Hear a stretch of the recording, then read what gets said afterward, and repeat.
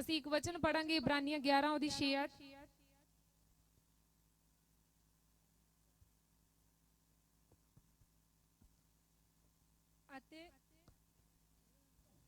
ਅਤੇ ਨਿਹਚਾ ਬਾਜੋ ਉਸ ਦੇ ਮਨ ਨੂੰ ਭਾਉਣਾ ਅਨਹਾਉਣਾ ਹੈ, ਕਿਉਂਕਿ ਜਿਹੜਾ ਪਰਮੇਸ਼ਰ ਦੀ ਵੱਲ ਆਉਂਦਾ ਹੈ ਉਸ ਨੂੰ ਪ੍ਰਤੀਤ ਕਰਨੀ ਚਾਹੀਦੀ ਹੈ ਕਿ ਉਹ ਹੈ, ਨਾਲੇ ਇਹ ਕਿ ਉਹ ਆਪਣੀਆਂ ਤਾਲਿਬਾਂ ਦਾ ਫਲ ਦਾਤਾ ਹੈ।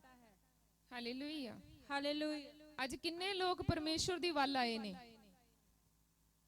ਪਰਮੇਸ਼ਰ ਦੀ ਵੱਲ ਕਿੰਨੇ ਲੋਕ ਆਏ ਨੇ? ਬਾਈਬਲ ਕਹਿੰਦੀ ਕਿ ਬਿਨਾਂ ਵਿਸ਼ਵਾਸ ਤੋਂ ਕੋਈ ਵੀ ਇਨਸਾਨ ਪਰਮੇਸ਼ਰ ਨੂੰ ਖੁਸ਼ ਨਹੀਂ ਕਰ ਸਕਦਾ। ਅੱਜ ਅਸੀਂ ਦੇਖ ਸਕਦੇ ਹਾਂ ਕਿ ਲੋਕ ਅਲੱਗ-ਅਲੱਗ ਤਰੀਕਿਆਂ ਦੇ ਨਾਲ ਪਰਮੇਸ਼ਰ ਨੂੰ ਖੁਸ਼ ਕਰ ਰਹੇ ਨੇ। ਕੋਈ ਪੈਦਲ ਜਾ ਰਿਹਾ ਹੈ ਬੜੀ ਲੰਬੀ ਯਾਤਰਾ ਤੇ, ਕੋਈ ਪਹਾੜਾਂ ਤੇ ਜਾ ਰਿਹਾ ਹੈ, ਕੋਈ ਕੁਛ ਕਰ ਰਿਹਾ, ਕੋਈ ਕੁਛ ਕਰ ਰਿਹਾ, ਕੋਈ ਕਿਸੇ ਤਰ੍ਹਾਂ ਦੀ ਸੇਵਾ ਕਰ ਰਿਹਾ ਜੋ ਉਹਨਾਂ ਦਾ ਮਨ ਅਗਵਾਈ ਕਰ ਰਿਹਾ, ਉਸੇ ਤਰ੍ਹਾਂ ਕਰ ਰਹੇ ਨੇ ਅੱਜ ਲੋਕ। ਲੇਕਿਨ ਕਿਸੇ ਨੂੰ ਨਹੀਂ ਪਤਾ ਕਿ ਪਰਮੇਸ਼ਰ ਨੂੰ ਖੁਸ਼ ਅਸੀਂ ਕਿਸ ਤਰ੍ਹਾਂ ਕਰ ਸਕਦੇ ਹਾਂ। ਤੁਹਾਨੂੰ ਔਰ ਮੈਨੂੰ ਪਤਾ ਚੱਲ ਗਿਆ ਕਿ ਅਸੀਂ ਪਰਮੇਸ਼ਰ ਨੂੰ ਖੁਸ਼ ਕਰ ਸਕਦੇ ਹਾਂ ਕਿੱਦਾਂ?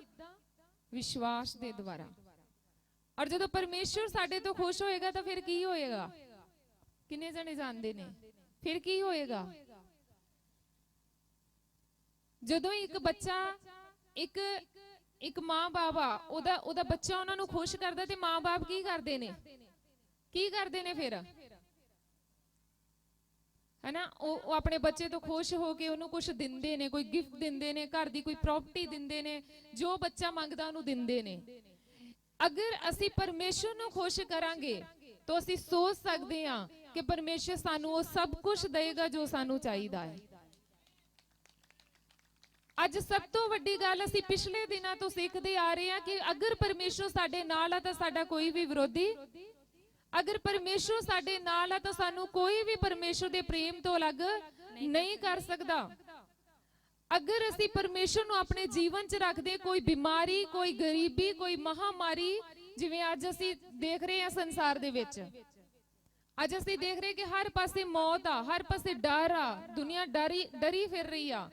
ਲੇਕਿਨ ਪਰਮੇਸ਼ਰ ਦਾ ਵਚਨ ਸਾਨੂੰ ਤਸੱਲੀ ਦਿੰਦਾ ਹੈ ਕਿ ਅਗਰ ਪਰਮੇਸ਼ਰ ਤੇਰੀ ਵੱਲ ਆ ਤੇ ਕੋਈ ਵੀ ਤੇਰਾ ਵਿਰੋਧੀ, ਇੱਥੋਂ ਤੱਕ ਕਿ ਤੈਨੂੰ ਦੂਤ ਵੀ ਪਰਮੇਸ਼ਰ ਤੋਂ ਅਲੱਗ ਨਹੀਂ ਕਰਨਗੇ, ਤੈਨੂੰ ਮੌਤ ਵੀ ਪਰਮੇਸ਼ਰ ਤੋਂ ਅਲੱਗ ਨਹੀਂ ਕਰੇਗੀ। ਅਗਰ ਅਸੀਂ ਪਰਮੇਸ਼ਰ ਨੂੰ ਆਪਣੇ ਨਾਲ ਰੱਖਦੇ ਹਾਂ, ਕਿੱਦਾਂ ਰੱਖ ਸਕਦੇ ਹਾਂ ਪਰਮੇਸ਼ਰ ਨੂੰ ਅਸੀਂ ਆਪਣੇ ਨਾਲ? ਜਦੋਂ ਉਹ ਸਾਡੇ ਤੋਂ ਖੁਸ਼ ਹੋਏਗਾ। ਅਗਰ ਉਹ ਸਾਡੇ ਤੋਂ ਖੁਸ਼ ਨਹੀਂ ਹੈ ਤਾਂ ਸਾਡੇ ਨਾਲ ਰਹੇਗਾ? ਨਹੀਂ। ਦੱਸੋ। ਨਹੀਂ। ਅਗਰ ਪਰਮੇਸ਼ਰ ਮੇਰੇ ਤੋਂ ਖੁਸ਼ ਨਹੀਂ ਹੈ ਤਾਂ ਮੇਰੇ ਨਾਲ ਰਹੇਗਾ? ਨਹੀਂ ਰਹੇਗਾ। ਅਗਰ ਤੁਹਾਡੇ ਬੱਚੇ ਤੁਹਾਡੇ ਤੋਂ ਖੁਸ਼ ਨਹੀਂ ਆ ਤਾਂ ਤੁਸੀਂ ਉਹਨੂੰ ਅਲੱਗ ਕਰ ਦਿੰਦੇ ਹੋ ਸੰਸਾਰ ਦੇ ਵਿੱਚ। ਅਗਰ ਤੁਹਾਡਾ ਕੋਈ ਰਿਸ਼ਤੇਦਾਰ ਤੁਹਾਡੇ ਤੋਂ ਖੁਸ਼ ਨਹੀਂ ਆ ਜਾਂ ਤੁਸੀਂ ਉਹਦੇ ਤੋਂ ਖੁਸ਼ ਨਹੀਂ ਹੋ ਤਾਂ ਤੁਸੀਂ ਕੀ ਹੋ ਜਾਂਦੇ ਹੋ? ਤੁਸੀਂ ਸੈਪਰੇਟ ਹੋ ਜਾਂਦੇ ਹੋ, ਤੁਸੀਂ ਇਕੱਠੇ ਨਹੀਂ ਰਹਿੰਦੇ ਹੋ। ਅਗਰ ਪਰਮੇਸ਼ਰ ਅੱਜ ਤੁਹਾਡੇ ਤੋਂ ਖੁਸ਼ ਨਹੀਂ ਆ ਤਾਂ ਇਹਦਾ ਮਤਲਬ ਤੁਸੀਂ ਸੈਪਰੇਟ ਹੋ ਚੁੱਕੇ ਹੋ ਪਰਮੇਸ਼ਰ ਤੋਂ। ਅਗਰ ਪਰਮੇਸ਼ਰ ਸਾਡੇ ਤੋਂ ਖੁਸ਼ ਨਹੀਂ ਆ ਤਾਂ ਅਸੀਂ ਕਿੱਦਾਂ ਸੋਚ ਸਕਦੇ ਹਾਂ ਕਿ ਅਸੀਂ ਕਿੱਦਾਂ ਕੋਈ ਆਸ ਤੇ ਉਮੀਦ ਰੱਖ ਸਕਦੇ ਹਾਂ ਕਿ ਪਰਮੇਸ਼ਰ ਮੈਨੂੰ ਆਹ ਦੇਗਾ, ਬਾਈਬਲ 'ਚ ਲਿਖਿਆ ਮੈਂ ਤੈਨੂੰ ਆਹ ਦੇਵਾਂਗਾ, ਮੈਂ ਤੈਨੂੰ ਉਹ ਦੇਵਾਂਗਾ। ਇਹ ਵਚਨ ਉਹਨਾਂ ਲੋਕਾਂ ਵਾਸਤੇ ਨਹੀਂ ਆ ਜਿਨ੍ਹਾਂ ਤੋਂ ਪਰਮੇਸ਼ਰ ਖੁਸ਼ ਨਹੀਂ ਆ। ਇਹ ਕਿੰਨਾਂ ਵਾਸਤੇ ਆ? ਜਿਨ੍ਹਾਂ ਤੋਂ ਪਰਮੇਸ਼ਰ ਕੀ ਆ? ਖੁਸ਼ ਆ। ਅਸੀਂ ਫੇਰ ਪੜਾਂਗੇ ਇਸ ਵਚਨ ਨੂੰ।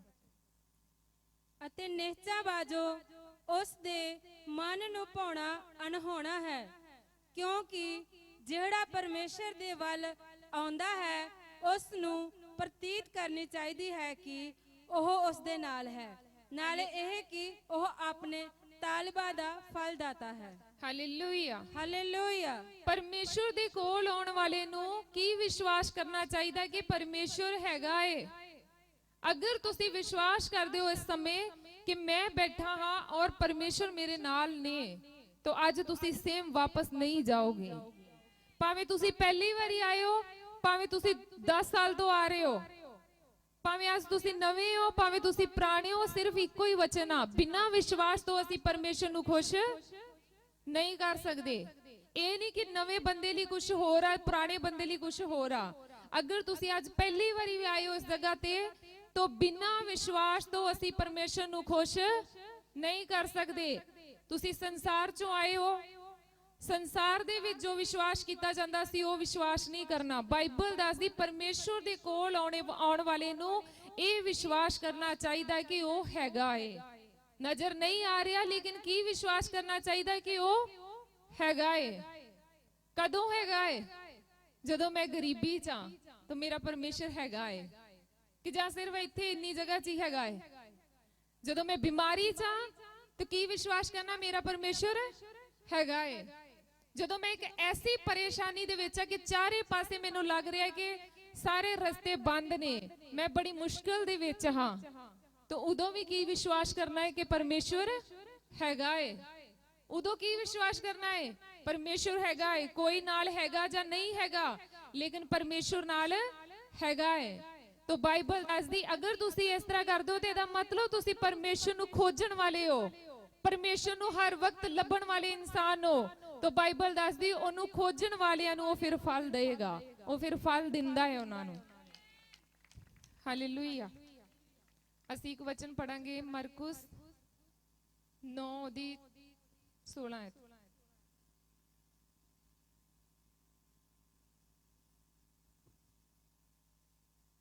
ਤਦ ਉਸਨੇ ਉਹਨਾਂ ਨੂੰ ਪੁੱਛਿਆ, ਤੁਸੀਂ ਇਹਨਾਂ ਨਾਲ ਕੀ ਝਗੜਾ ਕਰਦੇ ਹੋ? ਤਾਂ ਭੀੜ ਵਿੱਚੋਂ ਇੱਕ ਨੇ ਉਸ ਨੂੰ ਉੱਤਰ ਦਿੱਤਾ, ਗੁਰੂ ਜੀ, ਮੈਂ ਆਪਣਾ ਪੁੱਤਰ ਜਿਸ ਨੂੰ ਗੂੰਗੀ ਰੂਹ ਚਿੰਬੜੀ ਹੋਈ ਹੈ ਤੇਰੇ ਕੋਲ ਲਿਆਇਆ, ਅਤੇ ਉਹ ਜਿੱਥੇ ਕਿਤੇ ਉਸ ਨੂੰ ਫੜਦੀ ਹੈ ਉਸ ਨੂੰ ਪਟਕਾ ਦਿੰਦੀ ਹੈ, ਅਤੇ ਉਹ ਝੱਗ ਛੱਡਦਾ ਹੈ, ਦੰਦ ਪੀਂਦਾ ਹੈ ਅਤੇ ਸੁੱਕਦਾ ਜਾਂਦਾ ਹੈ। ਅਤੇ ਮੈਂ ਤੇਰੇ ਚੇਲਿਆਂ ਨੂੰ ਕਹਾ ਸੀ ਜੋ ਉਹ ਉਸ ਨੂੰ ਕੱਢ ਦੇਣ, ਪਰ ਉਹ ਨਾ ਕੱਢ ਸਕੇ। ਉਸ ਨੇ ਉਹਨਾਂ ਨੂੰ ਉੱਤਰ ਦਿੱਤਾ, ਹੇ ਬੇਪਰਤੀਤ ਪੀੜੀ, ਕਦ ਤੋੜੀ ਮੈਂ ਤੁਹਾਡੇ ਸੰਗ ਰਹਾਂਗਾ, ਕਦ ਤੋੜੀ ਤੁਹਾਡੀ ਸਹਾਂਗਾ। ਉਸ ਨੂੰ ਮੇਰੇ ਕੋਲ ਲਿਆਓ। ਉਹ ਉਸ ਨੂੰ ਉਸ ਦੇ ਕੋਲ ਲਿਆਏ, ਅਤੇ ਜਦ ਉਸ ਨੇ ਉਸ ਨੂੰ ਵੇਖਿਆ ਤਾਂ ਰੂਹ ਨੇ ਉਸੇ ਵੇਲੇ ਉਸ ਨੂੰ ਵੱਡਾ ਮਰੋੜਿਆ ਅਤੇ ਉਸ ਨੂੰ ਪੁੰਜੇ ਡੇਗ ਪਿਆ ਅਤੇ ਝੱਗ ਛੱਡਦਾ ਹੋਇਆ ਲੇਟਣ ਲੱਗਾ। ਉਸ ਨੇ ਉਸ ਦੇ ਪਿਓ ਨੂੰ ਪੁੱਛਿਆ, ਕਿੰਨੇ ਕੁ ਚਿਰ ਤੋਂ ਇਹ ਉਸ ਨੂੰ ਹੋਇਆ? ਉਹ ਬੋਲਿਆ, ਛੋਟੇ ਹੁੰਦਿਆਂ ਹੀ ਤੋਂ, ਅਤੇ ਕਈ ਵਾਰੀ ਉਸ ਨੇ ਇਸ ਨੂੰ ਅੱਗ ਵਿੱਚ ਅਤੇ ਪਾਣੀ ਵਿੱਚ ਵੀ ਸੁੱਟਿਆ ਹੈ ਕਿ ਇਸ ਦਾ ਨਾਸ਼ ਕਰੇ। ਪਰ ਜੇ ਤੁਸੀਂ ਕੁਝ ਕਰ ਸਕਦੇ ਹੋ ਤਾਂ ਸਾਡੇ ਉੱਤੇ ਤਰਸ ਖਾ ਕੇ ਸਾਡੀ ਸਹਾਇਤਾ ਕਰੋ। ਹਾਲੇਲੂਇਆ। ਹਾਲੇਲੂਇਆ। ਇੱਕ ਬੜਾ ਹੀ ਪਰੇਸ਼ਾਨ ਇਨਸਾਨ ਸੀ। ਕਿਉਂ ਪਰੇਸ਼ਾਨ ਸੀ? ਕਿਉਂਕਿ ਉਹਦਾ ਬੱਚਾ ਜਿਹੜਾ ਸੀ ਉਹ ਬੜਾ ਦੁਖੀ ਸੀ। ਉਹਦੇ ਅੰਦਰ ਇੱਕ ਦੁਸ਼ਟ ਆਤਮਾ ਸੀ, ਔਰ ਉਹ ਦੁਸ਼ਟ ਆਤਮਾ ਕੀ ਕਰਦਾ ਸੀ? ਕਦੀ ਉਹਨੂੰ ਅੱਗ ਦੇ ਵਿੱਚ ਸੁੱਟ ਦਿੰਦਾ ਸੀ, ਕਦੀ ਉਹਨੂੰ ਪਾਣੀ 'ਚ ਸੁੱਟ ਦਿੰਦਾ ਸੀ। ਮਤਲਬ ਕਿ ਅਲੱਗ-ਅਲੱਗ ਤਰੀਕਿਆਂ ਦੇ ਨਾਲ ਦੁਸ਼ਟ ਆਤਮਾ ਉਹਦੇ ਉੱਤੇ ਅਟੈਕ ਕਰਦਾ ਸੀ। ਬਾਈਬਲ ਦੱਸਦੀ ਇਸ ਤਰ੍ਹਾਂ ਦੇ ਅਟੈਕ ਉਹਦੇ ਉੱਤੇ ਹੁੰਦੇ ਸੀ, ਉਸ ਬੱਚੇ ਦੇ ਉੱਤੇ, ਕਿ ਇਸ ਤਰ੍ਹਾਂ ਲੱਗਦਾ ਸੀ ਕਿ ਇਹਨੇ ਖਤਮ ਹੋ ਜਾਣਾ ਹੈ। ਅਸੀਂ ਸੋਚ ਸਕਦੇ ਕਿ ਉਹ ਇਨਸਾਨ ਕਿੰਨਾ ਪਰੇਸ਼ਾਨ ਹੋਏਗਾ। ਔਰ ਯਿਸੂ ਮਸੀਹ ਦੇ ਕੋਲ ਆਇਆ, ਕਹਿੰਦਾ ਮੈਂ ਪਹਿਲਾਂ ਇਹਨੂੰ ਤੁਹਾਡੇ ਚੇਲਿਆਂ ਦੇ ਕੋਲ ਲੈ ਕੇ ਗਿਆ ਸੀ, ਤੁਹਾਡੇ ਚੇਲਿਆਂ ਨੂੰ ਕਿਹਾ ਸੀ ਕਿ ਇਹਨੂੰ ਚੰਗਾ ਕਰ ਦੋ, ਲੇਕਿਨ ਤੁਹਾਡੇ ਚੇਲਿਆਂ ਦੇ ਕੋਲੋਂ ਨਹੀਂ ਹੋਇਆ। ਔਰ ਉਸ ਤੋਂ ਬਾਅਦ ਪ੍ਰਭੂ ਯਿਸੂ ਮਸੀਹ ਨੂੰ ਉਹ ਕੀ ਕਹਿੰਦਾ ਹੈ? ਕਹਿੰਦਾ ਜੇ ਤੁਸੀਂ ਇਹਨੂੰ ਚੰਗਾ ਕਰ ਸਕਦੇ ਹੋ ਤਾਂ ਇਹਨੂੰ ਚੰਗਾ ਕਰ ਦੋ। ਤੇ ਯਿਸੂ ਮਸੀਹ ਕੀ ਕਹਿੰਦੇ ਆ? ਅਸੀਂ ਪੜਾਂਗੇ ਇਹਨੂੰ ਪੂਰਾ ਵਚਨ ਨੂੰ।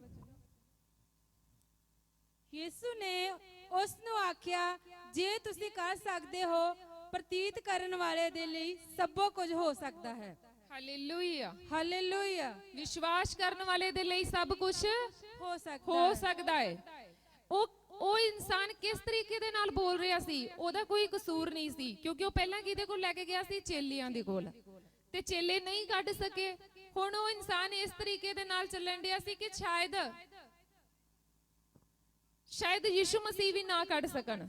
ਤੋ ਇਸੇ ਲਈ ਉਹ ਇਸ ਤਰੀਕੇ ਦੇ ਨਾਲ ਬੋਲ ਰਿਹਾ ਸੀ ਕਿ ਚੇਲਿਆਂ ਦੇ ਕੋਲੋਂ ਤਾਂ ਗੱਲ ਨਹੀਂ ਬਣੀ, ਹੁਣ ਤੁਸੀਂ ਵੇਖ ਲਓ, ਜੇ ਚੰਗਾ ਕਰ ਸਕਦੇ ਹੋ ਤਾਂ ਤੁਸੀਂ ਸੰਸਾਰ 'ਚ ਬਹੁਤ ਜਗ੍ਹਾ ਤੇ ਗਏ ਹੋਏ ਹੋ ਸਕਦੇ ਹੋ, ਅਲੱਗ-ਅਲੱਗ ਜਗ੍ਹਾ ਤੋਂ ਆਏ ਹੋ ਤੁਸੀਂ, ਲੇਕਿਨ ਜਿਸ ਤਰ੍ਹਾਂ ਉਸ ਇਨਸਾਨ ਨੂੰ ਨਹੀਂ ਪਤਾ ਸੀ ਕਿ ਅੱਜ ਮੈਂ ਜਿਉਂਦੇ ਪਰਮੇਸ਼ਰ ਦੇ ਸਾਹਮਣੇ ਖੜ ਕੇ ਚੀਜ਼ ਬੋਲ ਰਿਹਾ ਕਿ ਜੇ ਤੁਸੀਂ ਚੰਗਾ ਕਰ ਸਕਦੇ ਹੋ, ਉਹ ਨਹੀਂ ਜਾਣਦਾ ਸੀ ਕਿ ਮੈਂ ਭਾਵੇਂ ਜਿੱਥੋਂ ਵੀ ਹੋ ਕੇ ਆਇਆ ਹਾਂ ਉਹ ਅਲੱਗ ਜਗ੍ਹਾ ਸੀ, ਲੇਕਿਨ ਅੱਜ ਮੈਂ ਜਿਹਦੇ ਕੋਲ ਆਇਆ ਹਾਂ ਉਹ ਸਾਰੀ ਸ੍ਰਿਸ਼ਟੀ ਨੂੰ ਚਲਾਉਣ ਵਾਲਾ, ਬਣਾਉਣ ਵਾਲਾ ਯਹੋਵਾ ਪਰਮੇਸ਼ਰ ਆ। ਉਹ ਸਭ ਕੁਝ ਕਰ ਸਕਦਾ ਹੈ। ਉਹ ਸਭ ਕੁਝ ਕਰ ਸਕਦਾ ਹੈ। ਲੇਕਿਨ ਉਹ ਕਿਸ ਤਰ੍ਹਾਂ ਬੋਲ ਰਿਹਾ ਸੀ?